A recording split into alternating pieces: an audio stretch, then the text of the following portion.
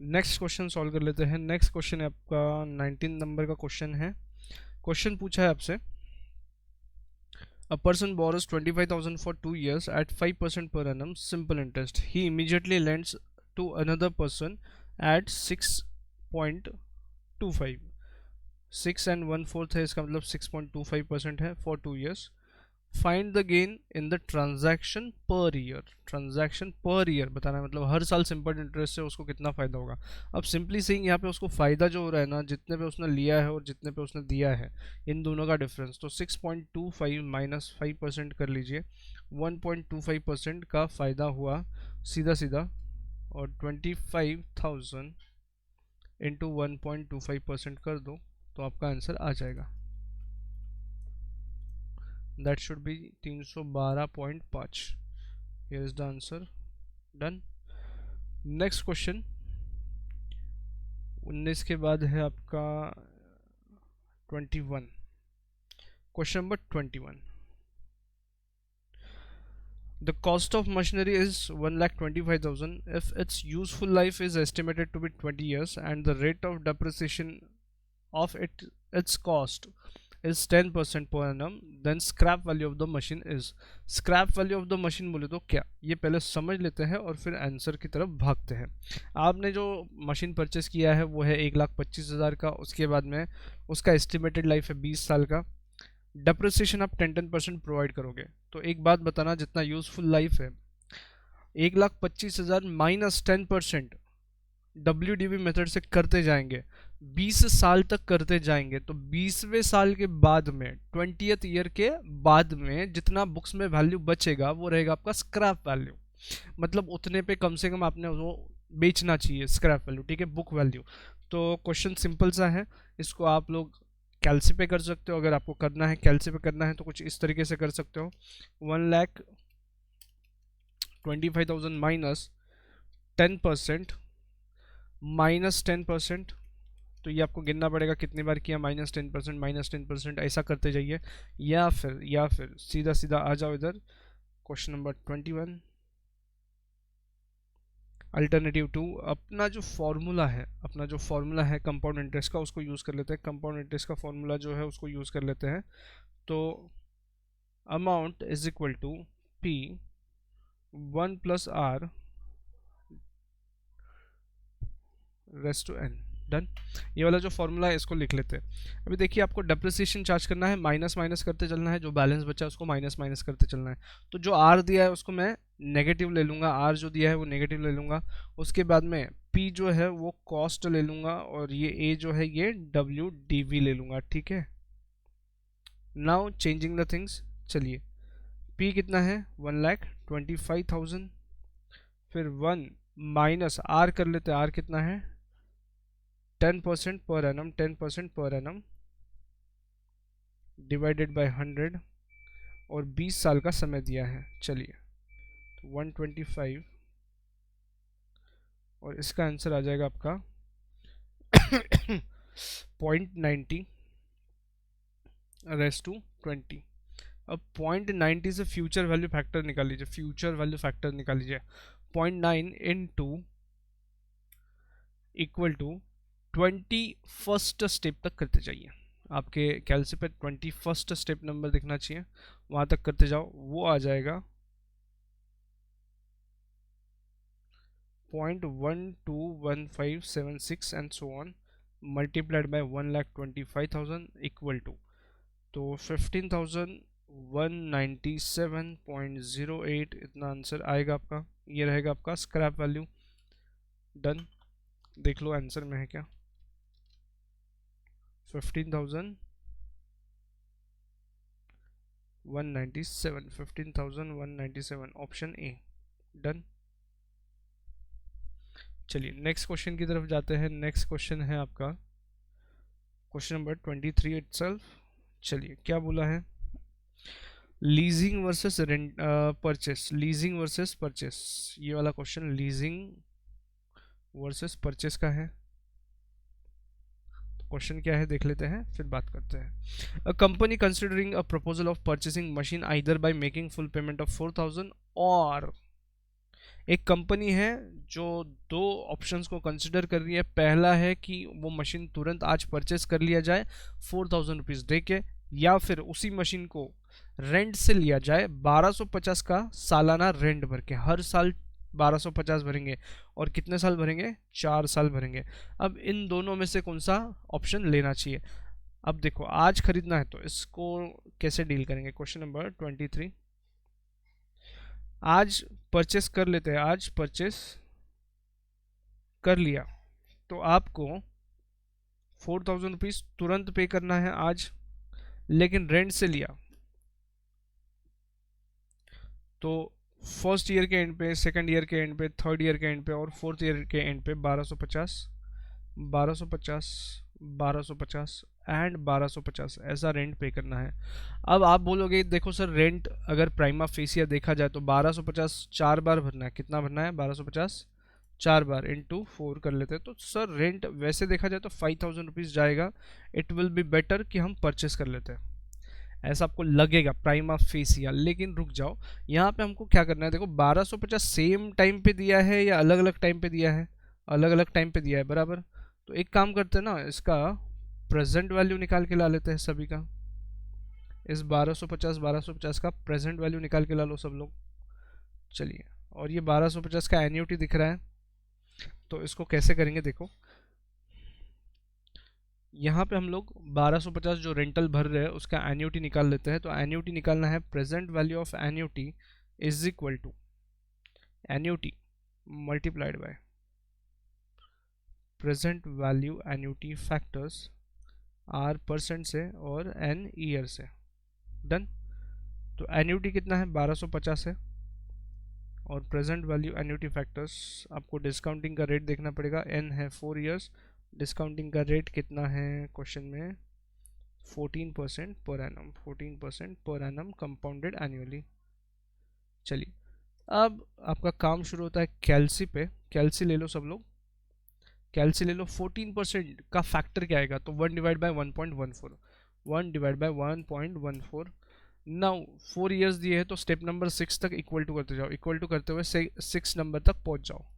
पहुंच गए, वहाँ पे आपको 0.5920 दिखेगा। जीटी प्रेस कर दो। जीटी प्रेस करने के बाद आपको 2.9137 ये वैल्यू दिखेगा, वो लिख लो। And now multiplied by 1250 and that becomes 3642, 3642। अब देखो यहाँ पे हो क्या रहा है, आप आज अगर परचेस कर रहे हो तो आप 4,000 में परचेस कर रहे हो, और रेंटल अगर ले रहे हो, लीज पे ले रहे हो, तो इन टोटल एक्चुअली आपको इफेक्टिवली 3642 रुपये का खर्चा आएगा अगर प्रेजेंट वैल्यू कंसिडर किया जाए। तो यहाँ पे आपको कंपेयर करना है इसमें और इसमें। तो अगर आज ये लिया तो परचेस 4,000 में करना है, और रेंट से लिया तो वो रेंट्स जो भर रहे हैं अलग अलग साल पे उसका प्रेजेंट वैल्यू आएगा 3642 रुपया। एंड देयरफॉर रेंटेड प्रॉपर्टी या leasing should be preferred. Answer रहेगा आपका लीजिंग। ठीक है, ऑल राइट। कंपैरेटिव क्वेश्चन था, सोपा क्वेश्चन था एकदम। आगे बढ़ते हैं, नेक्स्ट क्वेश्चन क्या आता है आपके पास? नेक्स्ट क्वेश्चन है आपका 25th वाला। 25th वाला, चलिए क्या क्वेश्चन है देखो। Shobha borrows 50 lakh rupees to buy a house if she pays, यहाँ पे शी होना चाहिए शोभा के बाद, if she pays equal installments for 20 years and 10% interest on outstanding balance, what will be the equal annual installment?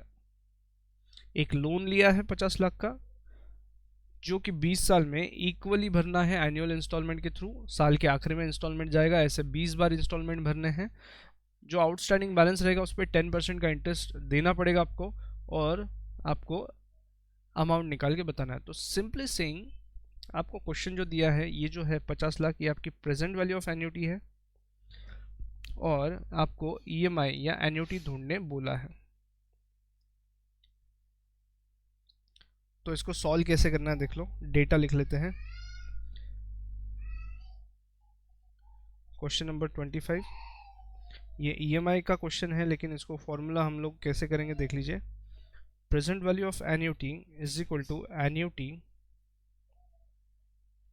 multiplied by present value annuity factors r%, oops sorry, r% and n years।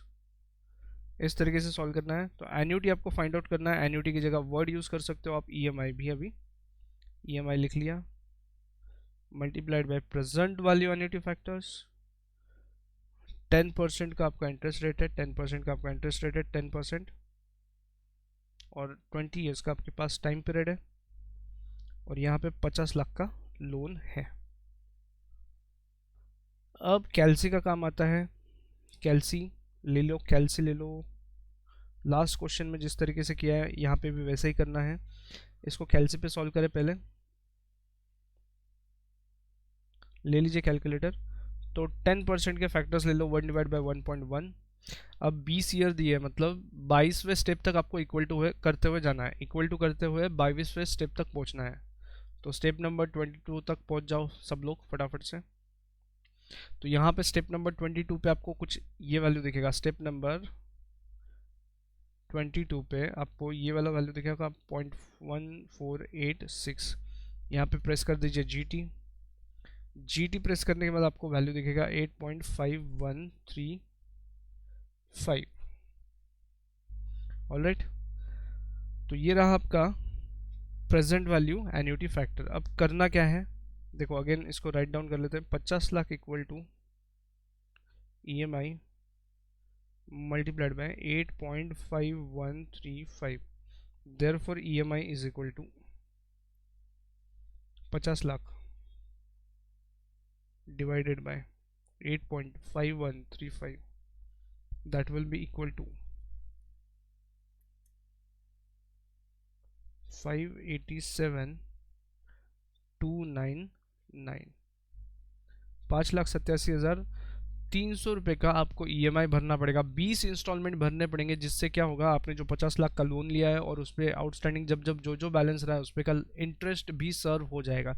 Let us check out अपने options. 587,299, तो ये देखिए सबसे close answer रहेगा आपका ये वाला। 2 या 3 रुपए का फर्क आएगा। डी वाले ऑप्शन के साथ जाइए आप लोग। डन। नेक्स्ट क्वेश्चन पे बढ़ते हैं। 25th के बाद आता है आपका question number 66 directly. In between कोई क्वेश्चन होगा तो बताना। मैं चल रहा हूँ 66 की तरफ।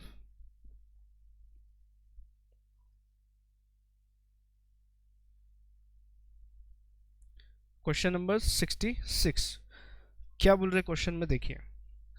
If the desired future value after 5 years with 18% interest rate is 1,50,000, तो जो फ्यूचर वैल्यू है वो है 1,50,000। एन कितना है आपका 5 ईयर्स है, और आर जो है वो 18% पर एनम है। The present value is, question में पूछा है प्रेजेंट वैल्यू इज, और आपको ये रेडीली अवेलेबल करवा के दिया है। तो यहाँ पे क्वेश्चन सिंगल कैश फ्लो का क्वेश्चन है। इसका मतलब ये आपको CI से सॉल्व करना है। तो देखो इसको सॉल्व करते समय आप दो तरीके से लिख सकते हो। Question number 66, question number 66। हम लोग जिस तरीके से क्वेश्चन दिया है उसी तरीके से लिख लेते हैं। आपको कैलकुलेट करना है प्रेजेंट वैल्यू, और आपको दे रखे हैं future value factor R% N years के लिए, और इक्वल टू दिया है फ्यूचर वैल्यू। फ्यूचर वैल्यू जो दिया है वो दिया है 1.5 लाख रुपया, और प्रेजेंट वैल्यू आपको फाइंड आउट करना है। और प्रेजेंट वैल्यू फैक्टर कितने से निकालना है आपको, 18% 5 ईयर्स के लिए, 18% फॉर 5 ईयर्स।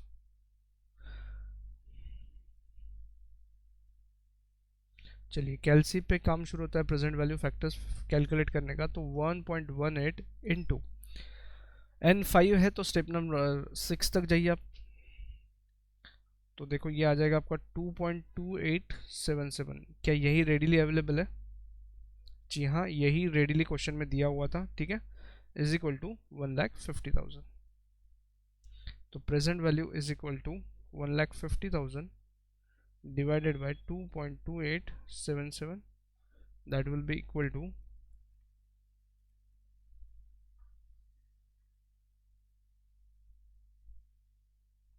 65,566। अब इस क्वेश्चन का आंसर जो है ये आ गया है, ये ऑप्शन में है क्या देख लो, 66,566 बी वाला ऑप्शन है। अब इस क्वेश्चन का इंटरप्रिटेशन क्या है, अगर फर्स्ट ईयर के बिगिनिंग में मतलब जीरो टाइम पे आप 65,566 रुपीज़ किसी इन्वेस्टमेंट में रखते हो 18% पर एनम से कंपाउंडेड एनुअली 5 साल के लिए, तो वो 5 साल में 1.5 लाख रुपया हो जाएगा, ये इसका मतलब है। क्लियर? चलिए नेक्स्ट क्वेश्चन की तरफ बढ़ते हैं।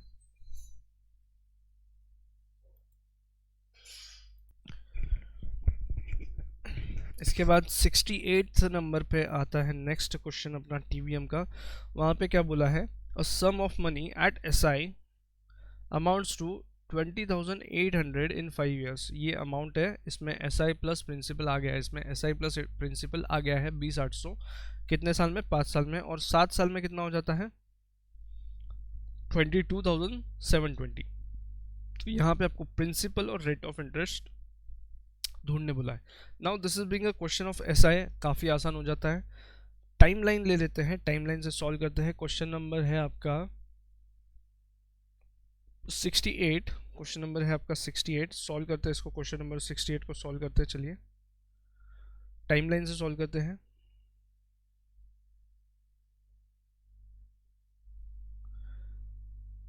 फिफ्थ ईयर तक जाना है तो 0 से 5 कितना हो रहा है ये अमाउंट, 20,800, और सेवेंथ ईयर में कितना हो जाएगा 22,720, 22,720।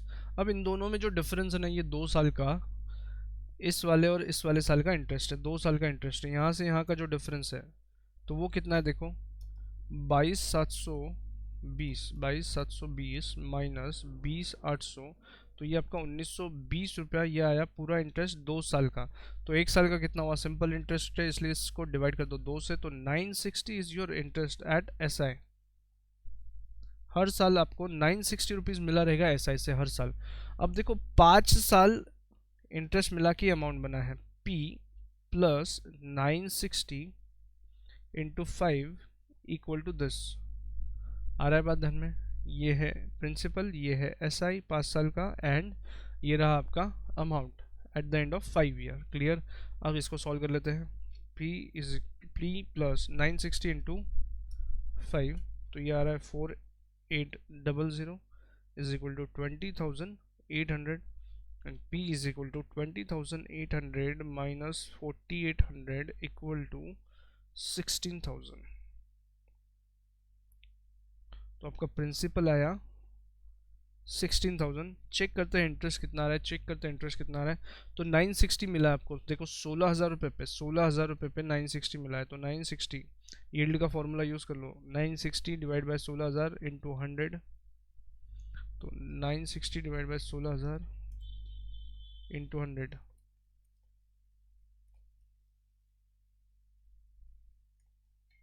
this will become 6%. Your answer should be 16,006%, and this is option number B. I hope ये समझा होगा। ऐसे काफ़ी सारे क्वेश्चंस हैं, तो मॉड्यूल में बहुत सारे क्वेश्चन हैं ऐसे। नेक्स्ट क्वेश्चन पे बढ़ते हैं। 68 के बाद अगला क्वेश्चन जो दिखाई देगा आपको, क्वेश्चन नंबर 72। ये CAGR का क्वेश्चन भी लिया जा सकता है, जैसे इसको लेना चाहो वैसे। ये CAGR का भी क्वेश्चन बोला जा सकता है, या सिंपल कंपाउंड इंटरेस्ट वाला भी क्वेश्चन बोला जा सकता है, जैसे आप इसको ले सकते हो। तो यहाँ पे क्या क्या दिया है देखो, the annual birth and death rate, annual birth and death rate are 39.4, 19.4, 39.4 and 19.4 पर 500 500 लोगों के पीछे इतना बर्थ और डेथ रेट है। ठीक है, the number of years in which the population will double assuming no immigration और इमिग्रेशन।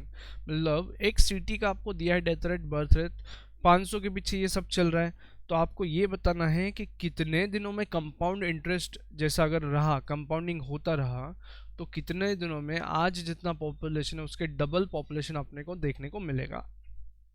तो देखो यहाँ पे सिंपल से पहले डेटा चॉकआउट कर लेते हैं। क्वेश्चन नंबर 72 पे आ जाओ। क्वेश्चन नंबर 72, इसको कैसा करना है देखो, working note 1, net birth rate कितना है देख लो, नेट बर्थ मतलब नेट नए लोग कितना है, यहाँ पे आपको करना पड़ेगा birth minus death, that will become 39.4 minus 19.4 equal to 20। 20 लोग ऐड हो रहे हैं हर साल, कितने के पीछे ऐड हो रहे हैं वो परसेंटेज निकाल लेते हैं, R percent is equal to 20 लोग ऐड हो रहे हैं हर 500 के पीछे, तो यहाँ पे कितना परसेंट आ गया, 20 डिवाइड बाई 500%, तो ये 4% पर एनम ग्रोथ हो रहा है, 4% पर एनम ग्रो हो रहा है कंपाउंडेड एनुअली।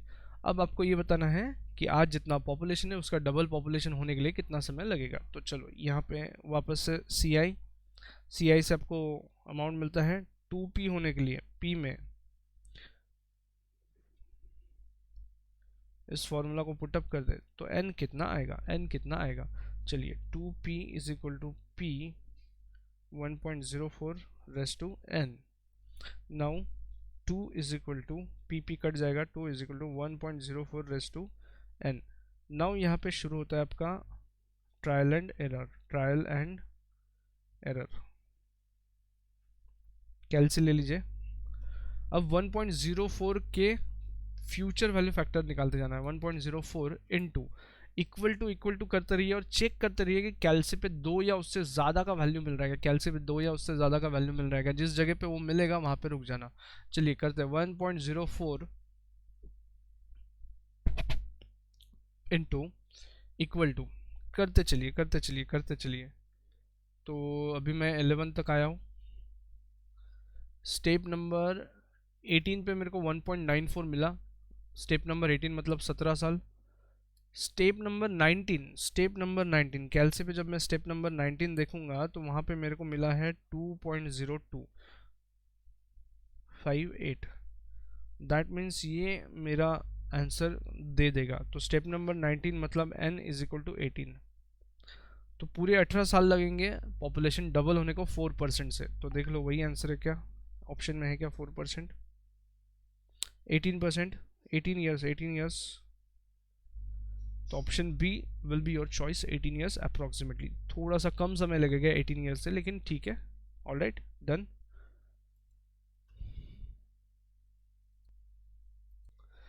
अगले क्वेश्चन पे चलते हैं। अगला क्वेश्चन है आपका क्वेश्चन नंबर 74। क्वेश्चन नंबर 74 देख छोटा सा रहा है, देखते कितना दम है इसमें। The cost of machine is 375, the useful estimated life is 7 years, find the rate of depreciation of the scrap value of the machine is 261। देखो क्या हो रहा है, 261,876। चलिए इसको टाइमलाइन पे ले लेते हैं डेटा समझने के हिसाब से। तो क्वेश्चन नंबर है आपका 74, क्वेश्चन नंबर है आपका 74, डेटा क्या दिया है, ओरिजिनल कॉस्ट 375 है, ये आपका प्रेजेंट वैल्यू हो जाएगा, 7 साल दिए हैं, n इज इक्वल टू 7 साल, तो 7वें साल में कितने परसेंट से डिप्रिसिएशन चार्ज करें जिसकी वजह से जो बुक वैल्यू है 261,876 बच जाएगा, बुक वैल्यू इतना बच जाएगा। तो ये रहेगा आपका फ्यूचर वैल्यू। अब यहाँ पे हम सॉल्व कर लेते हैं, इसको कंपाउंड इंटरेस्ट के फॉर्मूला में पुटअप कर देते हैं। ये फ्यूचर वैल्यू बोलिए या फिर इसको अमाउंट भी बोल सकते हैं, इसको प्रेजेंट वैल्यू बोलिए या फिर प्रिंसिपल भी बोलिए। इसको आर फाइंड आउट करने के लिए ये क्वेश्चन है, तो इसको हम पुटअप करते हैं कंपाउंड इंटरेस्ट के फॉर्मूला में। कंपाउंड इंटरेस्ट का formula is future value is equal to present value multiplied by 1 plus R upon 100 raise to N. Now आगे बढ़ते हैं, प्रेजेंट वैल्यू आपके पास है 375, फ्यूचर वैल्यू है 261,876, यहाँ पे ब्रैकेट में 1 प्लस आर अपॉन 100 है और 7 ईयर्स है। अब यहाँ पे डिप्रिसिएशन है इसलिए आर माइनस में आएगा, आपका आंसर आर माइनस में आएगा। तो देखो यहाँ पे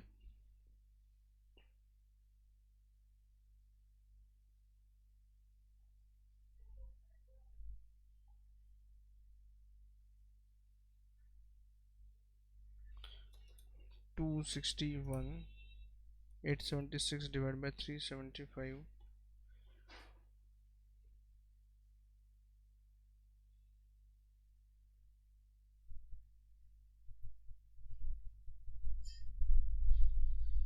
इस 7 को उधर लेके गए हम और उसको रेसिप्रोकल ले लिया तो 1/7 हो गया। अब इसको ऑड पावर आपको कैलकुलेट करना है, कैलकुलेटर ले लो, ऑड पावर कैलकुलेट करना है कैलकुलेटर पे, √12 टाइम्स करना है।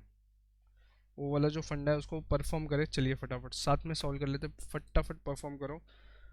0.6983 गिन के बार बार √1 2 3 4 5 6 7 8 9 10 11 12 -1 डिवाइड बाई 7 +1 एक इंटू इक्वल टू 12 बार।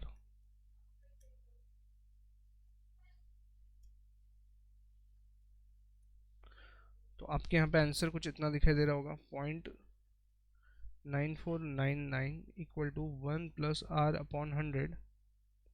अब -1 कर दीजिए, ये 1 इधर जाएगा तो माइनस हो जाएगा, तो यहाँ पे आंसर दिखेगा 0.0500 माइनस में इक्वल टू R/100।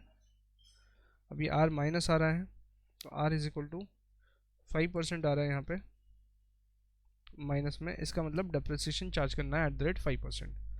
ठीक है, डेप्रिसिएशन चार्ज करना है @5%। आंसर का ऑप्शन कौन सा है आपका? It should B D. Done. Now the next question 74th हो गया, 80th क्वेश्चन नंबर 80th आपका नेक्स्ट क्वेश्चन है। क्वेश्चन नंबर 80th क्या बोल रहे हैं क्वेश्चन नंबर 80th में? 5000 is paid every year for 10 years to pay off a loan. हर साल 5000 का एन्यूटी भर रहे हो आप। एन्यूटी है या तो ईएमआई है, ऐसा पकड़ सकते हैं। 10 साल तक भर रहे हो, इंटरेस्ट 14% से, तो बताओ लोन कितने का लिया है। इंटरेस्ट 14% से, तो बताओ लोन कितने का लिया है। चलो इसको हम अपने फॉर्मूला में पुटअप करके सॉल्व कर लेते हैं। फॉर्मूला आएगा आपका question number 80th, question number 80th formula कैसे आएगा भाई आपका? It should be present value of annuity is equal to annuity multiplied by present value annuity factor. Formula कैसे आएगा? Present value annuity factor R% NES। अब annuity दिया है 5000, यहाँ पे लिख लिया।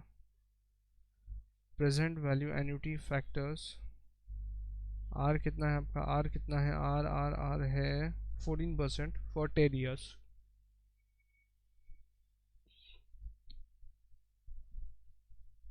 For 10 years। चलिए कैल्स ले लीजिए। प्रेजेंट वैल्यू एन्यूटी फैक्टर्स कैल्से पे कैलकुलेट करना है 14% के लिए, तो 1 डिवाइड बाई 1.14। 10 साल दिए तो स्टेप नंबर 12 तक जाओ, GT दबा दो, 5.21611। यह है आपका प्रेजेंट वैल्यू एन्यूटी फैक्टर। क्या वही आपको क्वेश्चन के डेटा में रेडीली अवेलेबल दिया था? हाँ दिया था। ठीक है, तो you can either calculate or either take directly from the question. I prefer कि मैं कैलकुलेट कर रहा हूँ। अब मल्टीप्लाइड बाय 5000, मेरा आंसर आया 26080। इतना लोन लिया था, 26,080 रुपये, 26,080 रुपये, 26,080 रुपये। तो my option should be B. Answer का option should be B. Done. Next question पे जाते हैं। क्वेश्चन नंबर 80 के बाद 83 पे चले जाते हैं। Question number 83, question number 83, question number 83। This question is of again population वाला क्वेश्चन है, सोपा क्वेश्चन है। ये तो बहुत ही सिंपल सा क्वेश्चन है, ये कैल्से पे सॉल्व हो सकता है। देखो कैसे करना है, कैल्से पे क्या होने वाला है वो बता दो। क्वेश्चन क्या है? What will be the population after 3 years? After 3 years when the present population is 25,000 and the population increase at 3% in the first year, 4% in the second year, 5% in the third year. तो इसको time line पे और कैल्सी दोनों पे बता रहा हूँ, check करते हैं कैसे सॉल्व करना है। क्वेश्चन नंबर है आपका 83।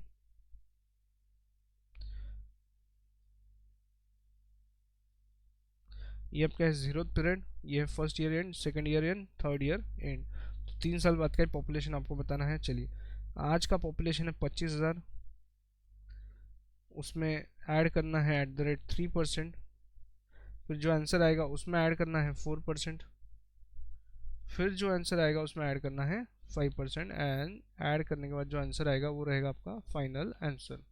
अब बात करते हैं, कैलसी ले लो, कैलसी पे ये सिंपल सा प्रोसेस करना है, ये हो गया, आंसर आ जाएगा 25,000 प्लस 3% मतलब 25,750 हो जाएगा फर्स्ट ईयर के एंड में। फिर प्लस 4% अगर करोगे तो 26,780 हो जाएगा, और प्लस 5% करोगे तो 28,119 हो जाएगा, and that should be your answer. Simple है, कुछ नहीं, ऐड करते चलो, compound interest plus plus plus, calci पे सॉल्व हो जाएगा। ये टाइमलाइन सिर्फ आपको समझाने के लिए दिया है। तो 28,119, 28,119, 28,119, this is your answer. Done. I hope इस वीडियो के through time value of money के और वापस से रिवीजन हुआ है। इस वीडियो को देख लो अच्छे से। और इम्पोर्टेंट टिप आपके लिए, इम्पोर्टेंट चीज़ जो मैं बताना चाहूँगा यहाँ पे, जिन लोगों को मैथ्स में तकलीफ हो रहा है, मैथ्स को टैकल करते समय, मैथ्स में आप पहले LR वाला पार्ट पहले करो। 20 क्वेश्चन एक्सपेक्टेड है यहाँ पे, 20 मार्क के लिए क्वेश्चन आते हैं, और सबसे इजी वाला पार्ट है ये वाला। उसके बाद में TVM वाला पार्ट कर लो, जहाँ पे 15 क्वेश्चन के पूछे जाने के चांसेस है। तो ये 35 हो जाता है, दोनों मिला के ये जो पोर्शन है 35 हो जाता है, और उसको सबसे कम समय लगता है प्रिपेयर करने के लिए। ठीक है, बचा हुआ मैथ्स यू मैनेज, इसमें कौन सा चैप्टर आपका कैसा है उस हिसाब से करो। सेकेंडली, जितने क्वेश्चंस के बारे में आप श्योर हो वो टिक कर लो, नहीं हो श्योर तो उसको अटेम्प्ट मत करो। चुप, अपने को वहाँ पे डेयरिंग नहीं करना है सारे क्वेश्चन अटेम्प्ट करने की, क्योंकि नेगेटिव मार्किंग की वजह से आपका स्कोर पीछे आ सकता है। तो मेक श्योर जहाँ पे आप स्ट्रांगली बिलीव करते हो या आपको 100% पता है ये आंसर है, उसी को टिक करो। ऑलराइट, तो आपके आने वाले MTPs के लिए ऑल द बेस्ट। अच्छे से पढ़िए, शांति से पढ़िए, कोई टेंशन मत लीजिए, रिलैक्स होकर के पढ़िए, स्ट्रैटेजिकली पढ़िए। Alright, thank you.